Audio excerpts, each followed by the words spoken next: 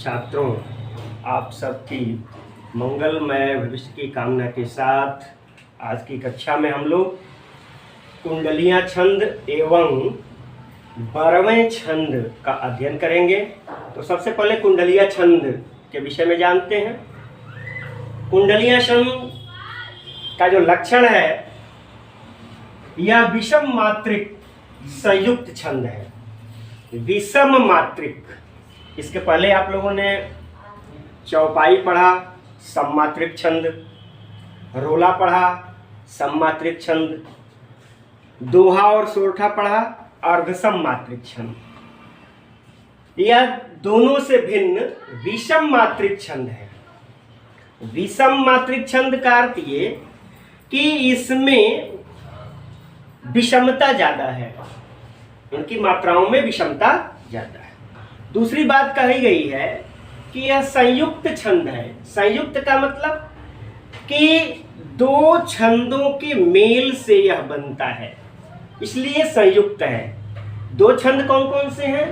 तो पहले दो चरण दोहा के और अंतिम 4 चरण रोला के होते हैं, और दोहा और रोला के संयोग से कुंडलियाँ छंद का निर्माण होता है।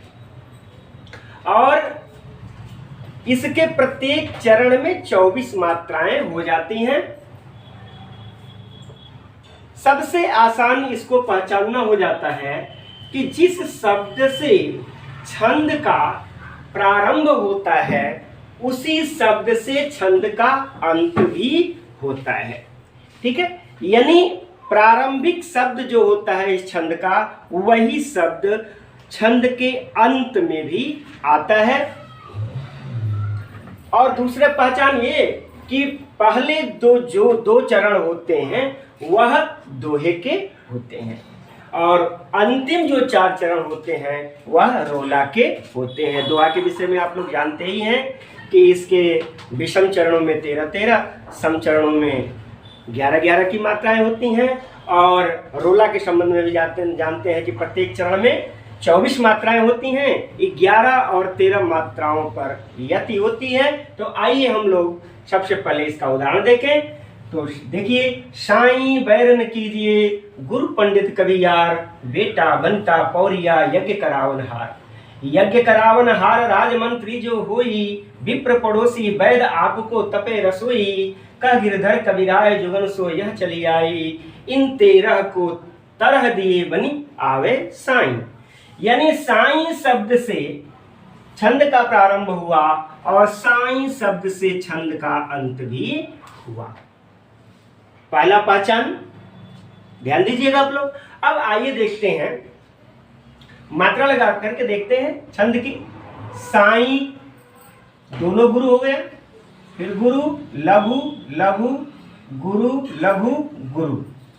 देख लीजिए, 2 4 6 7 8 10 11 13, फिर लघु गुरु गुरु लघु लघु लघु लघु गुरु और लघु। देखिए, 3 2 5 2 7 2 9 3 1 सेकेंड गुरु। ये भी 2 2 4 2 6 2 8 3 11। ठीक है, इसी तरह से इस चरण में भी मात्राएं इसी तरह से लग जाएंगी। अब आइए रोला की मात्राएं देखते हैं। रोला की मात्राएं ये संयुक्त है, इसलिए यहाँ गुरु होगा, गुरु लघु लघु गुरु और लघु। ठीक है, 3 3 6 2 8 3 11। रोला में क्या होता है? पहले 11 और 13 मात्राओं पर यति होती है। तो देखिए, 11 मात्रा पर यहाँ यति आई है। फिर गुरु लघु गुरु गुरु गुरु गुरु और गुरु। देख लीजिए मात्रा 2 4 6 8 10 और 3 13। इसी प्रकार बाकी चरणों में भी मात्राएं आप लोग लगा लीजिएगा। ये उदाहरण है आपका। ठीक है, प्रथम 2 चरण दोहा के, अंतिम 4 चरण रोला के, दोनों के संयुक्त रूप से कुंडलियां छंद का निर्माण होता है। तो फिर से इसके लक्षण को देख लीजिए। यह विषम मात्रिक छंद है, इस छंद का निर्माण दोहा और रोला के सहयोग से होता है। इसके प्रत्येक चरण में 24 मात्राएं होती हैं। जिस शब्द से छंद का प्रारंभ होता है उसी शब्द से छंद का अंत भी होता है। अब इसके बाद आइए 12वें छंद को देखते हैं। 12वें छंद का प्रयोग हमारे गोस्वामी तुलसीदास जी ने अपने 12वें रामायण में किया है। आइए इसके लक्षण को देखते हैं। यह अर्धसम मात्रिक छंद है। अर्धसम मात्रिक आ गया, फिर अर्धसम मात्रिक छंद है, यानी इसके आधे चरणों की मात्राएं समान और आधे चरण की मात्राएं दो अलग समान होती हैं, इसलिए यह अर्धसम मात्रिक है। इसके प्रथम और तृतीय चरण में, प्रथम एवं तृतीय विषम चरणों में 12-12 मात्राएं होती हैं और द्वितीय एवं चतुर्थ अर्थात सम चरणों में 7-7 मात्राएं होती हैं।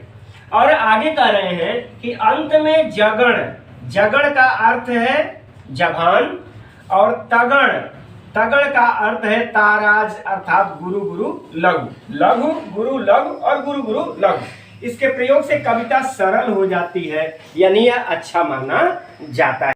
आइए इस 12वें छंद को एक उदाहरण के माध्यम से समझते हैं। तो देखिए, चंपक हरवा अंग मेरी अधिक सुहाय, जान परे सिय हीरे जब को मिलाए। मात्रा लगाकर देख लेते हैं। यहाँ अनुस्वार है तो यहाँ गुरु होगा, गुरु लघु लघु लघु लघु गुरु लघु लघु लघु और लघु। गिनती कर लेते हैं, 2 3 4 5 6 2 8 2 10 2 12। पहले चरण में 12 मात्राएं कही गई, फिर दूसरे चरण में 7 मात्राएं देखिए, लघु लघु लघु गुरु और लघु। 2 3 2 5 2 3 4 2 6 1 7। ठीक है, फिर आगे की मात्राएं देख लीजिए, गुरु लघु लघु गुरु लघु लघु लघु लघु गुरु। 2 1 3 1 4 2 6 7 8 9 10 2 12, लघु लघु लघु लघु गुरु और लघु।